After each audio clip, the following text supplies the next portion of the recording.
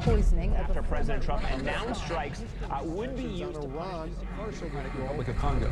There's Hurricane Michael. It's been pummeling Florida. For rapid withdrawal of all Indonesia, the death toll continuing to rise.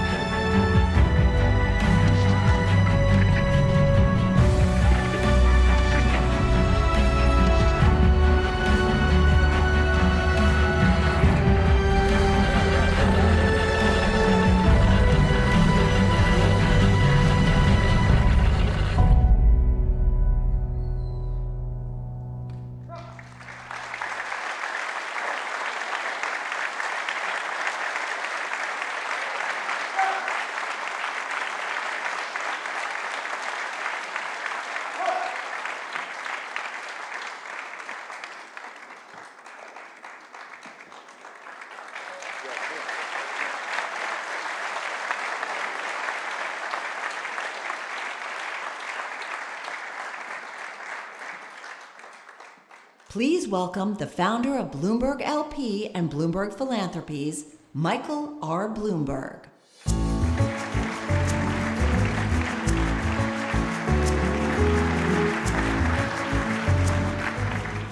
Well, good morning, everyone. Another round of applause for our dancers from the Streb Extreme Action, conceived by the award-winning choreographer and recipient of the MacArthur Foundation Genius Grant, Elizabeth Streb. Weren't they great?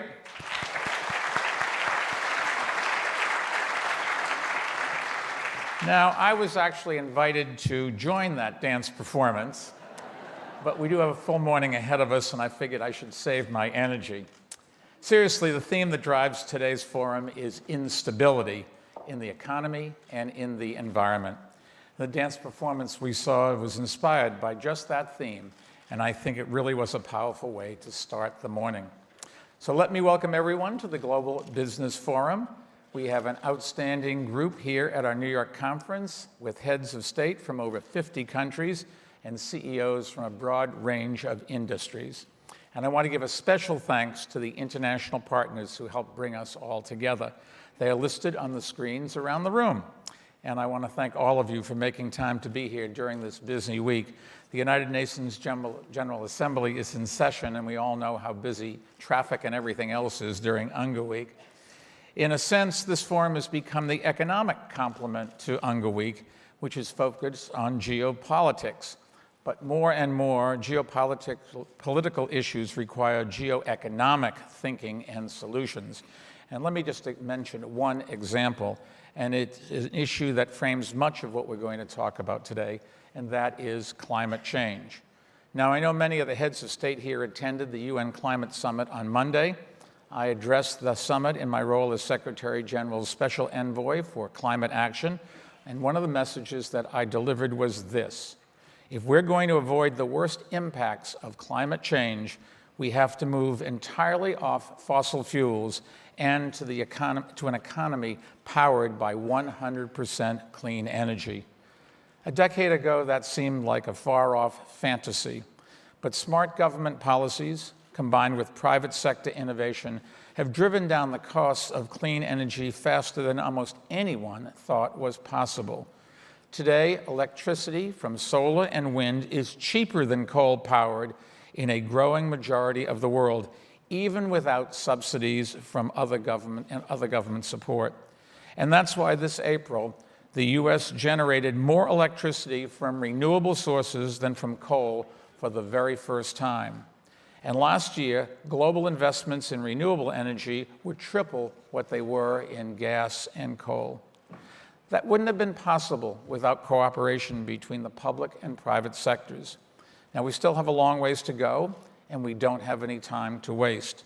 But we've only scratched the surface of what we can achieve when government and business leaders work together on climate change, and that's the big focus of today. This morning, there will be two panel discussions featuring public officials and private sector members of the Climate Finance Leadership Initiative. It was an effort we created at the request of the UN Secretary General to help reach the goals of the Paris Climate Agreement. And last week, our group released a report outlining how to speed and scale up investment to transition away from fossil fuels. This morning, we announced a new public-private partnership to bring more climate finance to emerging markets. And I want to thank the partners in this coalition, all of whom are represented here today: Aliza Global Investors, AXA, NL, Goldman Sachs, Japan's Government Pension Investment Fund, HSBC, and Macquarie. All of us can help fight climate change, and we took a number of steps to make this New York conference sustainable. Everything from the signage to the carpets that you're standing on will be recycled, and we're composting as much as possible, including coffee cups. Of course, climate change isn't the only challenge we face. Populism and protectionism are injecting uncertainty into the global economy. Trade wars are harming businesses and consumers, and geopolitical risks represent a real and growing threat to people's livelihoods. So today is a chance for influential leaders to share ideas and have conversations that might not happen otherwise. We won't agree on every subject, but in a world that's increasingly polarized, it's critical that leaders in the public and private sectors talk to one another and listen even when we disagree. That's the only ways we're going to be able to solve problems, increase prosperity, and spread the benefits of growth more broadly. So I want to thank all of you again for being here. Now, our first speaker is the leader of one of the world's largest and most dynamic economies, the Prime Minister of India, Narenda Modi. We know this is an extremely busy week for the Prime Minister, so we are grateful that he has joined us. And I think he does have a lot to say about how important this audience is that he has made time to be here. India's economic growth is one of the great success stories of the century. I've gotten to see that growth firsthand and the challenges it brings during visits to India. And Bloomberg Philanthropies has worked with the Prime Minister and partners in India to tackle some of those challenges. And let me give you just a few examples. We've supported the Prime Minister's Smart Cities initiative to make Indian cities greener and more connected. And we've collaborated with Indian cities that are taking bold action to fight climate change. We're working to support his administration's National Clean Air Program to reduce air pollution throughout India. We've supported India's work on making roads safer for everyone. And the Prime Minister deserves a lot of credit for the new National Road Safety Bill that he just signed into law, which will save an enormous number of lives. So I want to congratulate the Prime Minister for taking strong action to protect people from e-cigarettes, which our foundation is also working on here in the United States. The Prime Minister has set ambitious goals for India's future and how to reach them. And I'm glad to announce 2 new partnerships with Bloomberg that will lead in India. First, Bloomberg will help India navigate the process for gaining inclusion in global market benchmark indices so that international investors can access India's bond market. That will help Indian businesses raise funds to invest and grow. And it will help India's government raise funding for infrastructure and public service. Second, Bloomberg will support the development of the international financial services sector at Gujarat, International Finance Tech City, also known as GIFT, or the Gift City. Gift City was envisioned by Prime Minister Modi as a 21st century digital connected international financial center and engine for new jobs. To help realize that vision, Bloomberg will host a series of roundtables in India, Asia, and beyond with investors from across the world, and will highlight opportunities for governments and businesses to work together and to bring new investment to Gift City. We hope this forum will spur more partnerships like these. We're looking forward to seeing what we can accomplish together in India, and we're glad to have the Prime Minister, someone that I have gotten to know very well over the years, here with us this morning to share his thoughts about India's future. I hope the Prime Minister enjoyed the dance performance you saw a little earlier. You might say that that was our version of Howdy Modi. Please welcome Prime Minister Modi.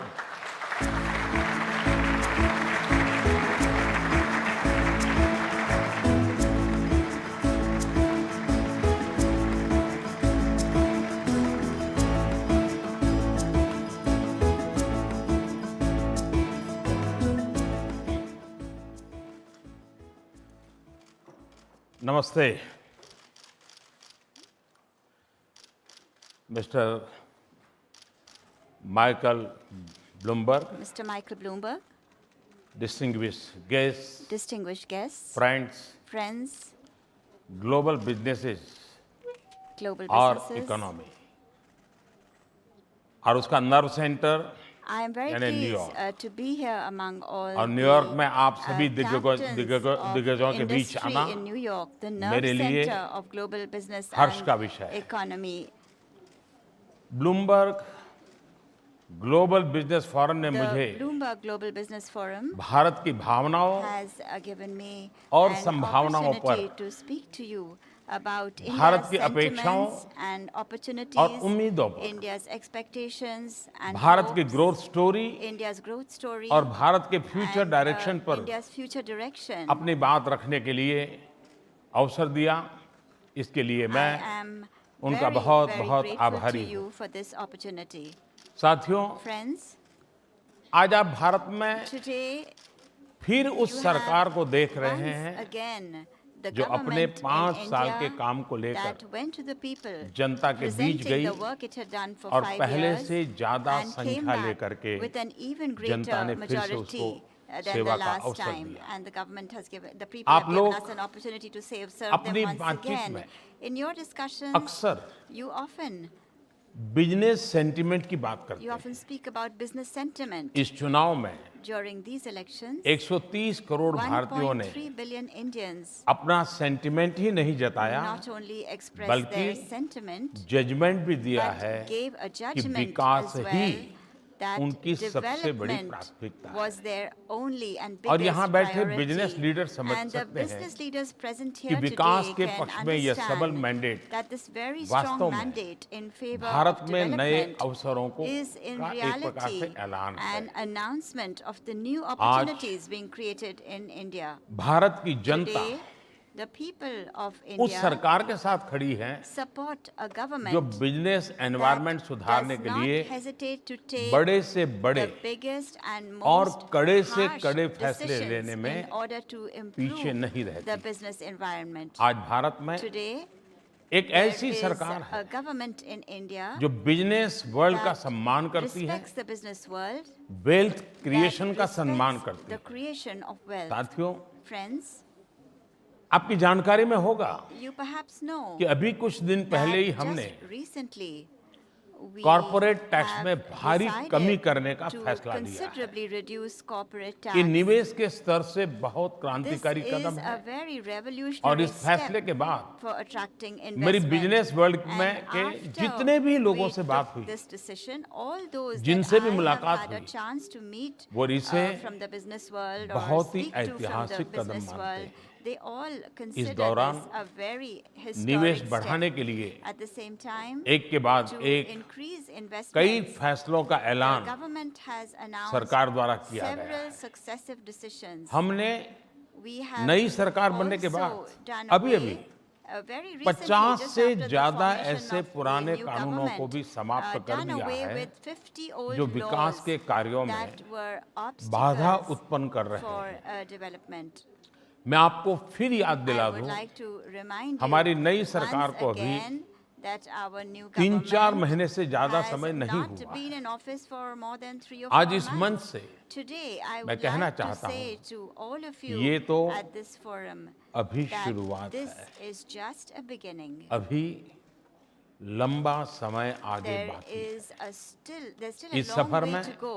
It is Bharat के साथ a partnership करने के golden लिए opportunity ये for पूरे the विश्व के business business world के world लिए to form सुनहरा partnerships मौका है, with golden India opportunity है। to accompany Friends, it on this journey. Today, Friends, India today is in a unique position India is in a unique position where our rapid growth where our enables rapid us growth enables to us cater to to diverse demand. demands.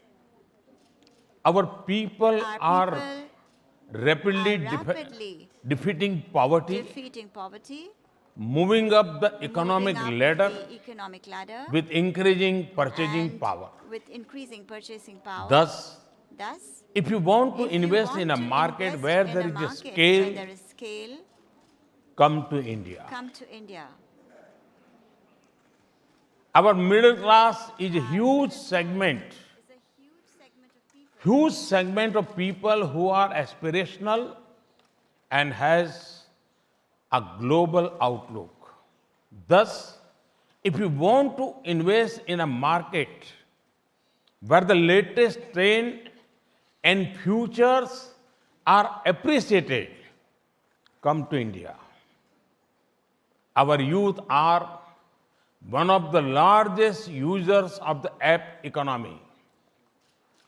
From food to transport and from movies to hyper-local delivery, startups are acing everything.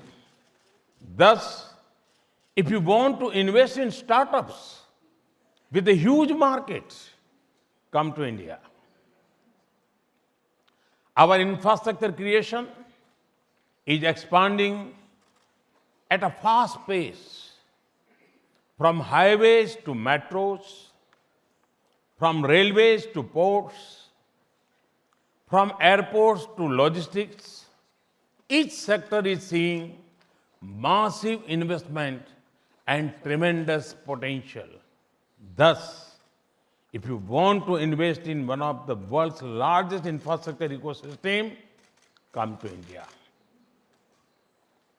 We are rapidly modernizing our cities and equipping them with latest technology and citizen-friendly infrastructure. Thus, if you want to invest in urbanization, come to India. We have opened our defense sector like never before.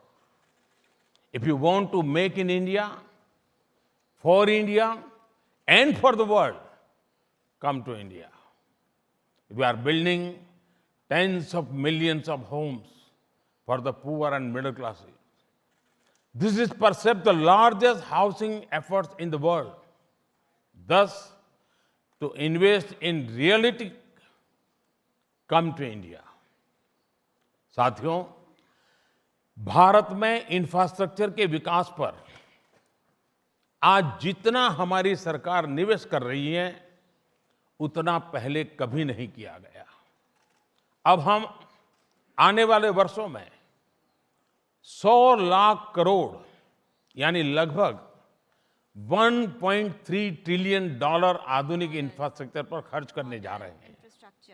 इसके अलावा भारत के social infrastructure पर भी लाखों करोड़ रुपए खर्च किए जा रहे हैं। भारत की ग्रोथ स्टोरी में क्वालिटेटिव और क्वांटिटेटिव लीप का रोड मैप जमीन पर उतर चुका है। अब भारत ने एक बड़ा लक्ष्य रखा है, देश को $5 ट्रिलियन की इकोनॉमी बनाने का। साथियों, जब 2014 में हम सरकार में आए थे, तो देश की इकोनॉमी करीब-करीब $2 ट्रिलियन के आसपास थी। बीते 5 वर्षों में हमने इसमें लगभग $1 ट्रिलियन जोड़ दिया और अब हम कमर कसकर $5 ट्रिलियन के लक्ष्य को प्राप्त करने के लिए काम कर रहे हैं। फ्रेंड्स, इस बड़े टारगेट को अचीव करने के लिए हमारे पास कैपेबिलिटी भी है, करेज भी है और कंडीशंस भी हमारे साथ है। आज भारत की ग्रोथ स्टोरी के 4 अहम फैक्टर हैं जो एक साथ दुनिया में मिलने वाली शायद ये rarest of the rare combination है। ये 4 फैक्टर हैं: democracy, demography, demand and decisiveness. अगर मैं पहले फैक्टर की बात करूं, तो भारत में ऐसा मौका, ऐसी पॉलिटिकल स्टेबिलिटी कई दशकों के बाद आई है। जब डेमोक्रेसी हो, पॉलिटिकल स्टेबिलिटी हो, पॉलिसी प्रेडिक्टेबल हो, जुडिशरी इंडिपेंडेंट हो, तो इन्वेस्टमेंट की सेफ्टी, सिक्योरिटी और ग्रोथ का भरोसा अपने आप मिलता है। फ्रेंड्स, इस ग्रोथ को बल मिलता है भारत के डेमोग्राफिक डिविडेंड से, यंग और एनर्जेटिक टैलेंट पूल से। भारत आज दुनिया के सबसे बड़े इंजीनियरिंग एजुकेशन बेस और सबसे मजबूत R&D फैसिलिटीज वाले देशों में से एक है। इनोवेशन को लेकर जो एनकरेजमेंट भारत के युवाओं को मिल रहा है, उसके कारण अमेरिका और चीन के बाद भारत यूनिकॉर्न्स के मामले में तीसरे नंबर पे हैं, 3rd नंबर पे हैं। फ्रेंड्स, तीसरा डिमांड का फैक्टर है। जैसे जैसे भारत की बड़ी आबादी इकोनॉमिकली एम्पावर्ड हो रही है, परचेजिंग पावर बढ़ रही है, Power is rising. वैसे वैसे Accordingly, डिमांड भी बढ़ its रही है। demand is also increasing. उदाहरण के लिए For example, पिछले कुछ वर्षों से for the last few years, air passengers traffic की the growth growth of air passenger traffic double digit में has है, been in double digits. जिसके चलते As a result, आज भारत today, दुनिया का India is तीसरा the बड़ा world's third largest aviation market बन aviation चुका है। market. Friends, Friends, democracy, along with democracy, demography demography, और डिमांड के demand. साथ ही आज जो बात the factor भारत को that विशेष makes बनाती है India special वो है is डिसिसिवनेस। decisiveness. एक डाइवर्स और Despite फेडरल डेमोक्रेसी being होने a के diverse बावजूद and federal democracy, बीते 5 वर्ष in the में last 5 years, पूरे we भारत के have लिए focused on seamless, preparing inclusive और seamless ट्रांसपेरेंट व्यवस्थाएं and तैयार करने inclusive पर mechanisms बल and दिया गया। transparent mechanisms जहां for पहले all of भारत में India, टैक्स का जाल where था, there was a complex web of वहीं taxes अब in India. Today, जीएसटी के रूप we में have एक ही a single indirect tax tax regime regime, a पूरे single देश के indirect business tax culture regime का in the form हिस्सा of बन the चुकी है। GST, and this has become an IPR integral part of एवं the ट्रेडमार्क business की culture रिजीम of को the मजबूत entire बनाने country. के लिए ही We have done हमने considerable काफी काम amounts किया है। of work to strengthen इसी तरह the IPR and trademark insolvency regime. और Similarly, बैंकरप्सी से in निपटने के order लिए to deal with insolvency insolvency and bankruptcy, bankruptcy code we बनाया, formulated the insolvency and tax से bankruptcy जुड़े code. कानूनों We और इक्विटी इन्वेस्टमेंट पर will टैक्स को continue global to tax make regime के necessary बराबर लाने के reforms लिए on a regular हम basis जरूरी in सुधार order to align निरंतर करते tax-related रहेंगे। regulations and tax tax and reforms equity के अलावा investments with the global दुनिया tax का regime. सबसे बड़ा फाइनेंशियल Apart from इंक्लूजन में tax भारत में reforms, the world's बहुत कम largest समय में financial हुआ। inclusion was done in करीब India in a very short time. 370 million Approximately लोगों को 370 मिलियन लोगों को 370 million people बीते 4-5 साल have में been made बैंकिंग से part पहली बार of जोड़ा the गया। banking system for आज the भारत first के time, करीब-करीब and this was done her in the last 4-5 नागरिक के years. पास Today, unique almost ID every है, citizen of India mobile has a phone और unique बैंक अकाउंट है, identification ID, जिसके a कारण mobile phone and a bank targeted account. Service delivery And में these have तेजी resulted I, in faster delivery leakage of targeted बंद हुई services. It और has helped in transparency prevention of कई leakage गुना बढ़ी and है। has increased friends, transparency many times new India over. में हमने Friends, Deregulation, in India, we have started D a licensing sort of a और campaign de-bottlenecking of की मुहिम चलाई deregulation, है। de-licensing ऐसे and ही de-bottlenecking. रिफॉर्म्स के And कारण it is due to these her reforms global that ranking में India has Bharat been performing निरंतर better बेहतर in all प्रदर्शन global करता जा रहा है। rankings.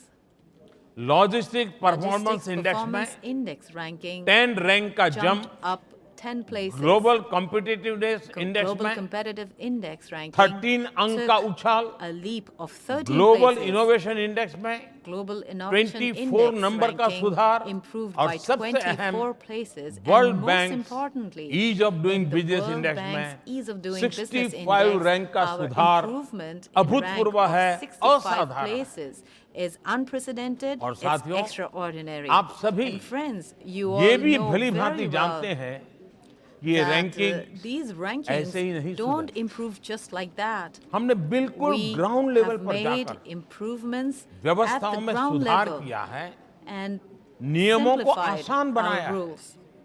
मैं आपको एक उदाहरण देता हूं। I will give you another example. पहले बिजली Earlier, कनेक्शन लेने के लिए It would take years उद्योगों को for an industrial कई unit साल लग to जाते get a थे। power connection. अब And कुछ now दिनों के भीतर it takes बिजली only a कनेक्शन few मिलने days लगा है। to get a इसी new तरह power connection. Similarly, company registration earlier करने it में would पहले take कई several हफ्ते लग weeks जाते to थे, register a अब company. कुछ ही घंटों में Now, company company registration can be registration हो done जाता है। in just a few hours. बीते 5 वर्ष में I will give you क्या another परिवर्तन example आया, of the kind of changes इसका that एक have उदाहरण occurred in मैं the आपको last देता 5 हूं। years.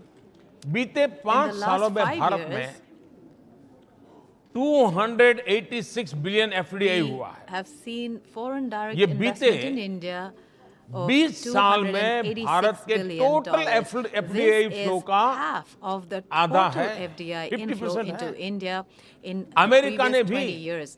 Even the जितना investment that FDI America has बीते done in दशकों में India भारत में किया in the है, previous decades, उसका 50% 50% of सिर्फ that पिछले 4 साल में investment हुआ है। has been done only और in ये the तब last 4 है years. And जब that पूरी too at a दुनिया time में when the world FDI over, inflow FDI level inflow levels लगातार कम have हो been रहा है। decreasing continuously. इसमें भी एक In और this इंटरेस्टिंग also, बात ये there है is another कि interesting करीब fact. 90% Around FDI 90% of this investment automatic has route से been हुआ done है by the FDI और automatic route, 40% and 40% greenfield is investment है। greenfield investment. यदि आज इन्वेस्टर का भारत पर भरोसा बढ़ा है If the और वो लंबे confidence समय of के लिए आ investors रहा has है। grown in India and Friends, are coming in for a long Bloomberg time, की this अपनी is रिपोर्ट what it में means. भी In fact, friends, भारत में Bloomberg's आ own रहे बदलाव report की bears गवाह है। testimony to the changes happening in India. Bloomberg के In the Bloomberg nation brand Nation tracker Brand 2018 Tracker सर्वे में 2018 भारत को survey, इन्वेस्टमेंट के India लिहाज has से been ranked एशिया में पहला नंबर दिया number गया one है। in Asia for investment. 10 में से 7 In indicators 7 out of 10 political indicators, stability, political stability, currency currency stability, stability, high quality high products, quality products, anti corruption, anti-corruption, low cost of low production, cost of strategic production, location strategic और location, respect for IPR. and respect for in IPR. सब में In Bharat all of number these 1 पे रहा parameters, है। India has been ranked number 1. बाकी indicators में Even भी in the हम काफी remaining ऊपर हैं। indicators, India's position Friends, was among the higher ranking Your countries. desires and Friends, our your dreams desires and our dreams match match perfect. perfectly. Your technology and our Our talent talent, can change the world. the world, Your scale your scale and our and skills our skills can speed up can global speed up economic global growth. economic growth. Your prudent method Prudent method and our pragmatic and mind our pragmatic can mind write can new write stories new in management. in management. Your rational ways and our human values can show the path which the world is looking for. And if there is any gap anywhere, I will personally act as a bridge. Thank you. Thank you very much.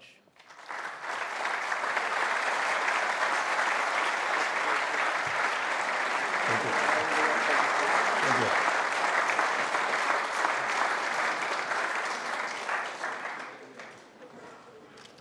Thank you very much. I get it.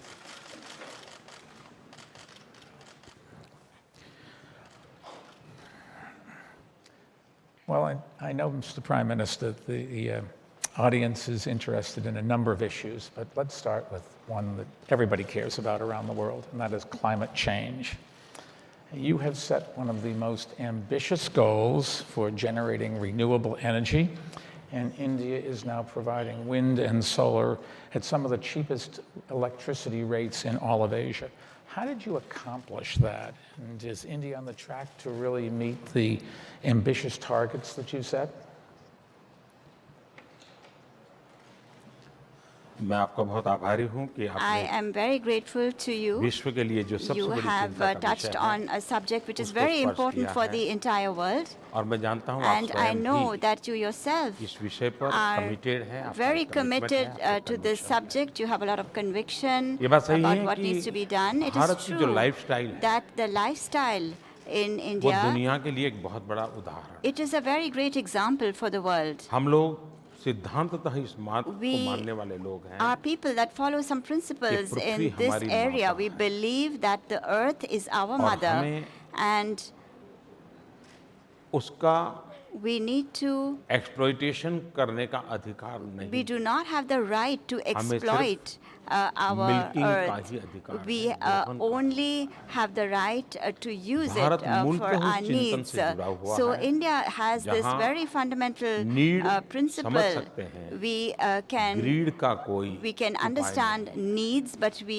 तो ये do not मूलभूत want to तत्वज्ञान cater to people's और मैं greed. मानता This हूं is कि something दुनिया that में is a very fundamental principle of global ours. And I warming के believe challenge that को the challenge of global warming, सरकारें बाकी व्यवस्थाओं से ज्यादा there are नागरिक की governments, behavior ही इस etc., that are परिस्थिति working से on it, दुनिया को but बाहर to really be able to find a solution, और it is only इसलिए the behavior of citizens that can human make an behavior impact. को And therefore, हमें human nature के behavior साथ जोड़ करके needs to be चलने की in आदत बनानी harmony पड़ेगी। with nature. We need to दूसरी बात है, go भारत ने forward keeping तय किया the है, environment in mind. हमने पहले And लक्ष्य तय किया India था has 175 also gigawatt had initially set renewable a energy target की of तरफ जाने का। 175 मुझे आज gigawatts for खुशी the है production of renewable कि energy. समय से बहुत I आगे am हम today चल रहे that हैं we are well और ahead करीब-करीब of timelines to 120 deadlines to gigawatt achieve का this काम हमने target. We already have achieve कर already लिया है। achieved और कल मैं 120 जब UN में बोल gigawatts. रहा And था, yesterday when I was तो मैंने speaking अपने at the लिए एक नया United टारगेट Nations, तय then I किया set है, a new target for myself, 450 gigawatt 450 और निकट gigawatts. भविष्य में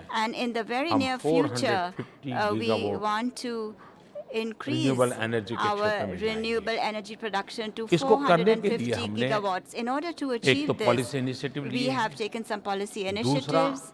And incentives secondly, दिए हैं, we have also given तीसरा incentives. Thirdly, हमारी कोशिश है कि इसके it लिए is our effort जो आवश्यक संभावना है that उसको बल दिया जाए। all the necessary हमारे सामने एक चुनौती अभी भी opportunities है we need to give और वो this है emphasis. One challenge nuclear that is energy before us today क्योंकि is हम that एनर्जी of के मेंबर nuclear न होने के energy, कारण because since we are not a हमें जो member फ्यूल की of सप्लाई the की nuclear सुविधा रहनी suppliers चाहिए वो group, नहीं रहती we है। do not really अगर have हमारा वो the सॉल्यूशन हो जाता है ability to तो get शायद fuel हम for दुनिया producing में nuclear एक energy. If we मॉडल के were रूप to में get इस that क्षेत्र में काम कर opportunity, we सकते could हैं। perhaps be a लेकिन model in this क्लाइमेट के area for the विषय के world. साथ एक But दूसरा विषय on जुड़ा the हुआ with है respect to climate, there is जिसकी another तरफ ध्यान related अभी topic गया नहीं है, to वो which है we have पानी, not really water. focused our attention Bharat on ने it, अभी and that जल जीवन subject is मिशन का एक water. बहुत बड़ा In India, we have initiative लिया recently है taken an और initiative हम called Jal rain water Jeevan Mission harvesting, for water. Basically, it focuses on reuse, rainwater इन चीजों पर harvesting, बल देकर के पूरे देश में reuse, एक recycling बहुत बड़ा अभियान of चलाना water. We चाहते are हैं। starting a हम very big ये भी campaign चाहते across the हैं कि country हम for this, आवश्यकता के and we अनुसार also हमारी want नदियों को to make पुनर्जीवित sure करें, that we हमारे नदियों का ग्रिड कैसे reinvigorate करें our उस rivers, पर हम बढ़ रहे हैं। and we are trying to focus हमने on this single as use well. Plastic को We प्रतिबंधित have किया है also banned और the देश use में of single use single-use plastic plastic, को डिस्करेज and करने के लिए we एक बहुत बड़ा are मूवमेंट चलाया है। starting a ये very 2 big अक्टूबर movement को to Mahatma stop the Gandhi की use जन्म of जयंती के single-use अवसर पर plastic, पूरे and देश on में the 2nd single of use plastic के October, खिलाफ on the एक बहुत occasion बड़ी of the मुहिम birth हम anniversary of सफलतापूर्वक Mahatma करें। Gandhi, we are यानी going to हम announce this very large campaign to end the climate को use of लेकर के single-use एनवायरनमेंट को plastic. लेकर के So with respect to अनेक climate, with क्षेत्रों respect पर to the एक साथ आगे बढ़ environment, रहे we want to adopt a holistic approach and move forward together. You talked about plastic, water, renewables. Do you have any expectations of reducing the amount of coal that is burnt in India?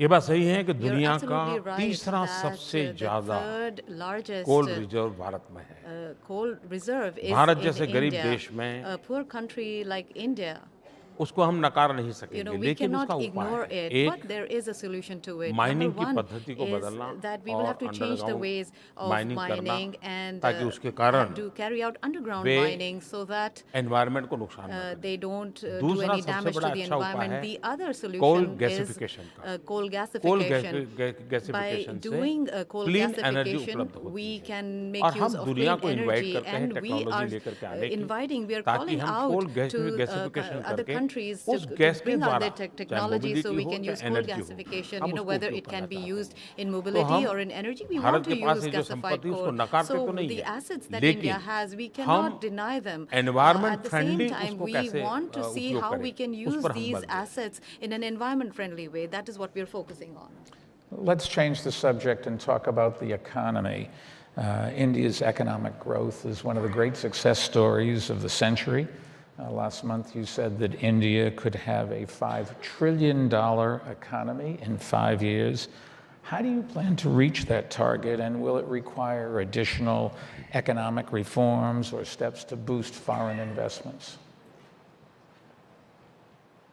मैं आपकी बात से सहमत हूँ I कि agree with you that आज today दुनिया में कोई आइसोलेटेड एक्टिविटी नहीं कर सकता। no one can do any isolated activity in the हम world today. इंटरडिपेंडेंट era से गुजर रहे हैं। We are in an era हमने where global we are benchmarking से ही interdependent. चलना We है। have तो to पहला काम adopt है global मुझे benchmarks. मेरे So the कानून, first task नियम, for me, व्यवस्थाएं, all governance, my laws, efficiency, my ये सारी regulations, my चीजें governance, हमें global efficiency, benchmark we से जोड़नी need to पड़ेगी be able to ताकि first of दुनिया all को वो adapt सरलता भी रहे global और benchmarks, विश्वास भी पैदा and so हो। that we will तो be able उसके to लिए जो increase the कानूनों में सुधार confidence करना of चाहिए वो हम investors. कर So रहे we हैं। are कई doing the नई necessary initiative reforms in our दूसरा, laws and taking some new investors initiatives के as लिए well. safety. Secondly, safety उसको and उसका return security मिलना of चाहिए। investors. Investors अब must मैं get the मानता हूँ भारत की return दो they चीजें want on दुनिया their से investments, and हमें there are अलग two करती हैं। things in India एक that distinguish us from the rest of the world. और दूसरी One is हमारी democracy, judicial and the system और वो भी second is our अंग्रेजी में। judicial system, which is उसके कारण also कोई in भी English. investor So any अगर कोई investor, dispute का मामला if there बनता is a है, dispute of तो ये any दो kind, चीजें उसको confidence देती these है two कि democratic factors system है, create perfect confidence for judicial system the है, investors. और There is a अंग्रेजी होने democratic के system, कारण there is a very वो good interpretation के judicial problem नहीं होते system, हैं। and there is अमेरिका में the बैठा use हुआ of the व्यक्ति English या language, so there Britain are में no बैठा हुआ problems with व्यक्ति, respect to उसका interpretation understanding वही and करता है जो interpretation, हिंदुस्तान वाला and करता है। तो there language is एक a अपने आप में बहुत बड़ा uniform role कर रही है। interpretation of तो ये laws, etc. So given language situation plays a हमारे very अनुकूल important है। role. So दूसरा, this situation हम is pretty हमारे favorable in infrastructure India. को Secondly, next we generation are infrastructure also को ले trying जाना to चाहते हैं। make our हम नए airports infrastructure बनाना चाहते हैं। ready for the हम next नई railway generation line की infrastructure. speed We बढ़ाना want to चाहते create हैं। new airports. We हम want to electrification increase the करना speed चाहते of हैं। railway lines. हम We हमारे roads want को to have करना चाहते electrification. हैं। We want हम better हमारे roads. हर परिवार को And we want to give घर देना चाहते every हैं। family a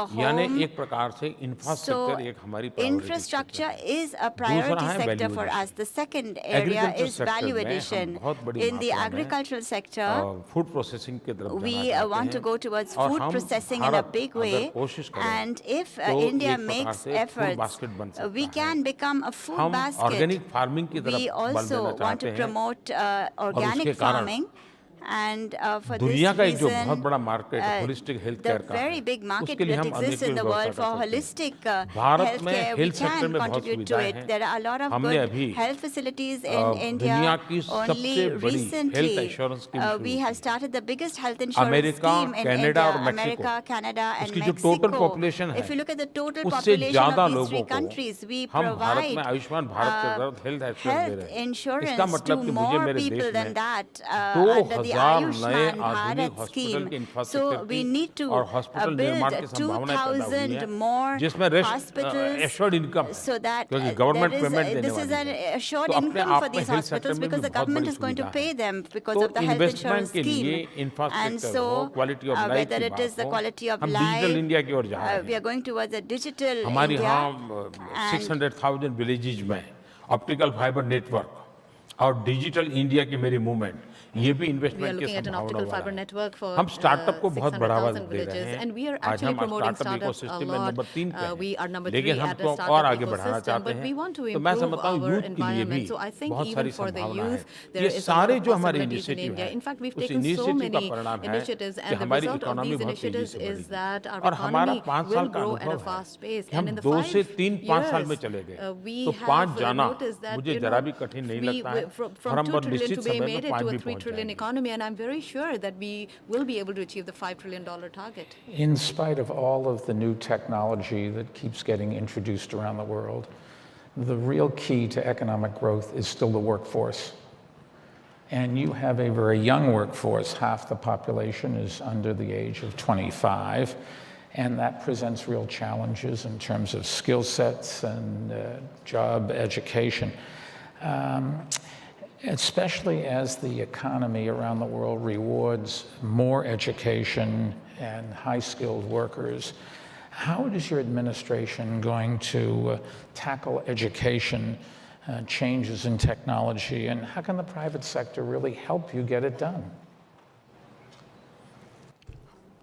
बहुत ही महत्वपूर्ण विषय को आपने I think स्पर्श you किया have actually कि touched भारत upon का a एक very सबसे बड़ा important फायदा है subject. हमारे पास Our biggest young dividend talent is the young talent. It's a big advantage Innovation for पे हम India. बल दे रहे हैं। We are, as I mentioned, हमने putting a lot of emphasis primary on school level innovation.